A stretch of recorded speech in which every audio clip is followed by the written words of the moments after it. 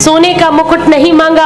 कहते हैं भगवान शिव जब बारात लेकर चले तो शिव गणों ने कहा कि जिसका विवाह होता है और घर में अगर अपनी साइकिल है तो वो क्या साइकिल से ही चला जाता है बारात लेकर? अरे वो भी गाड़ी बाइक मांग ही लेता है। तो आप भी किसी का वाहन मांग लो, इतने रथ हैं, किसी देवता का रथ मांग लो, कोई और वाहन मांग लो, क्या आप नंदी पर चढ़कर जाएंगे?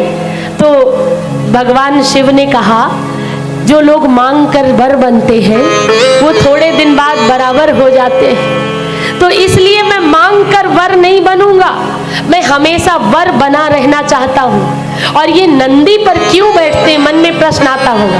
नंदी जो है धर्म का प्रतीक है। जब श्रीमद् भागवत कथा होती है तो बैल और गौ माता के रूप में धरती और धर्म के रूप में बैल आपस में बात करते हैं कि कलयुग का आगमन हो गया है, अब हमारा क्या होगा। तो वो बैल जो है वो धर्म का प्रतीक है, एक निष्ठता का प्रतीक है।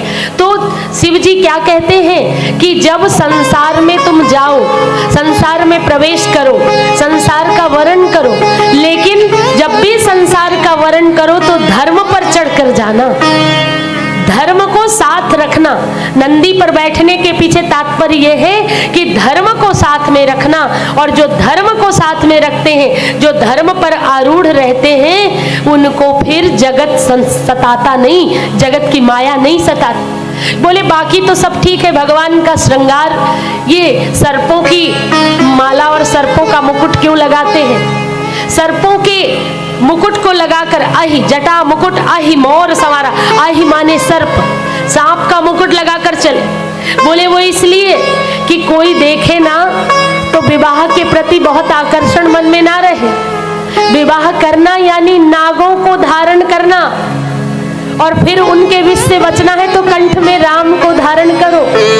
विवाह इतना आसान नहीं है। कहते जो खाए सो पछताए, जो ना खाए सो पछताए, विवाह का लड्डू। तो भगवान शिव अब नंदी पर उल्टा बैठकर क्यों चले?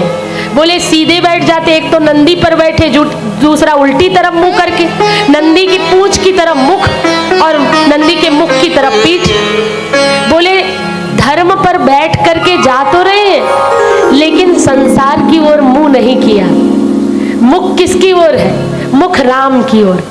संसार में रहो पर तुम्हारा मुख संसार की ओर न रहे, तुम्हारा मुख राम की ओर रहे, तो संसार में श्रेष्ठ बने रहो। सब्सक्राइब करें हमारे YouTube चैनल साधना गोल्ड को और पाएं वीडियो सबसे पहले।